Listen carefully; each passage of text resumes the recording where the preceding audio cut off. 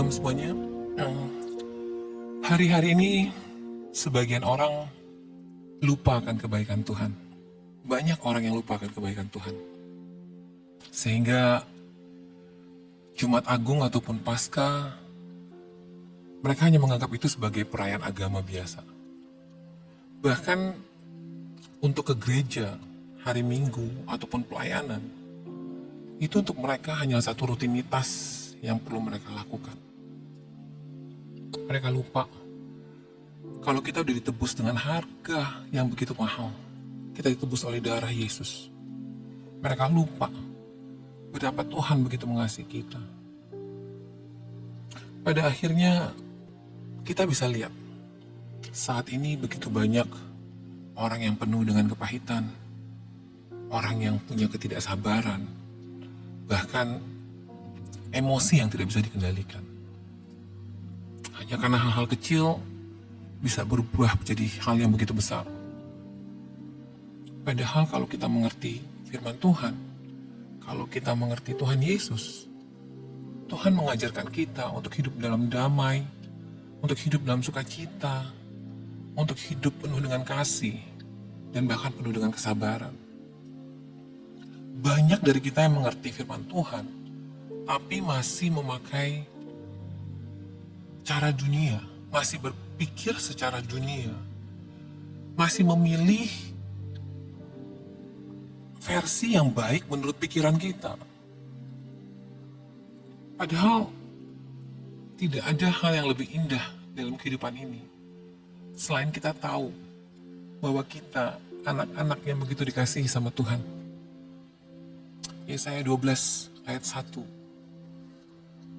Pada waktu itu engkau akan berkata, aku mau bersyukur kepadamu ya Tuhan, karena sungguh pun engkau telah murka terhadap aku, tetapi murkamu telah surut, dan engkau menghibur aku. Keuntungan kita dikasihi Tuhan itu sangat luar biasa. Kita akan dibela Tuhan, kita disertai Tuhan, kita dijaga Tuhan, kita dilindungin sama Tuhan, bahkan kita diberi kuasa untuk menang dari kuasa gelap. Kita ini adalah bukti nyata dari kasih Tuhan.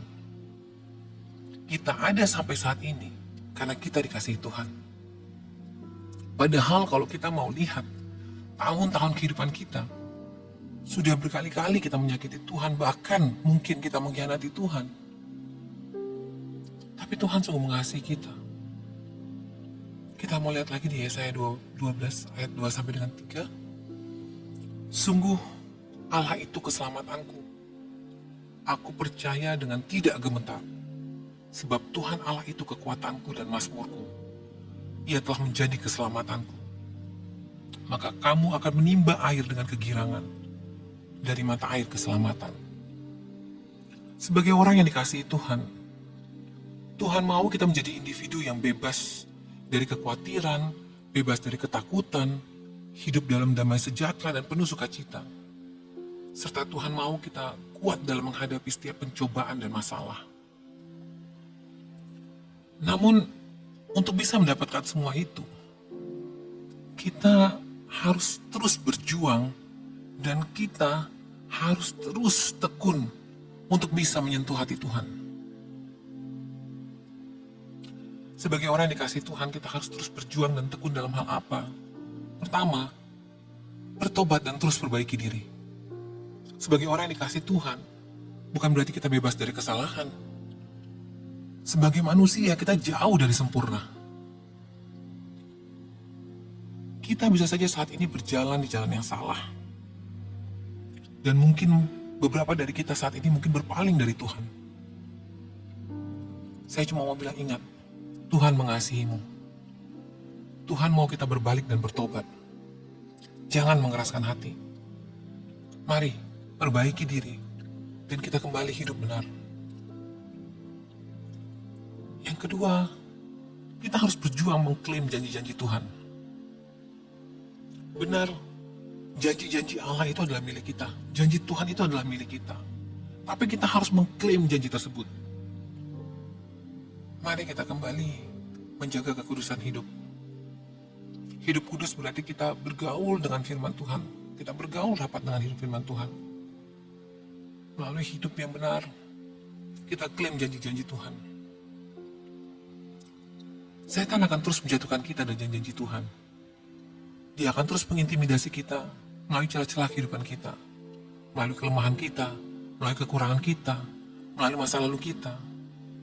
Tapi selama kita ingat firman Allah tidak akan lenyap, maka sesuai dengan iman kita akan terjadi pada kita.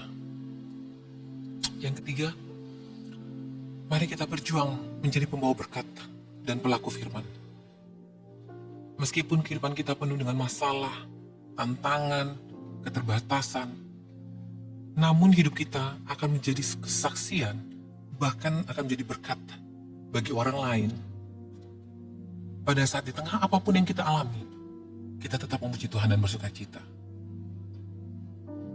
Jangan orang melihat kita sebagai anak Tuhan yang rajin bergereja, hidup dalam pelayanan, tapi hidupnya penuh dengan kekhawatiran, ketakutan, kepanikan, terikat dengan trauma, bahkan punya emosi yang tidak terkendali.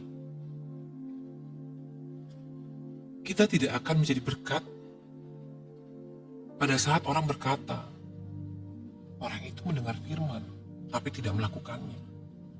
Dia sama dengan orang-orang bodoh yang membangun rumahnya di atas pasir, yang ketika badai datang, hancur dan hebatlah kerusakannya. Yesaya 12 ayat 4 sampai dengan 5 berkata, pada waktu itu kamu akan berkata, bersyukurlah kepada Tuhan, panggillah namanya, beritahukanlah perbuatannya di antara bangsa-bangsa, masyurkanlah bahwa namanya tinggi luhur. Bermasmurlah bagi Tuhan, sebab perbuatannya mulia, baiklah hal ini diketahui di seluruh bumi. Saudara terkasih, mari kita sentuh hati Tuhan dengan hati kita.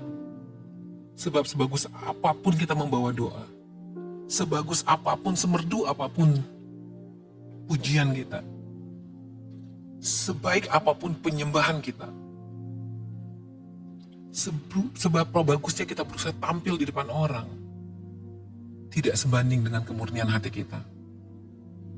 Tuhan menginginkan hati yang sungguh-sungguh menyembah. Kesungguhan hati kita lahir dari kedalaman hati yang tulus.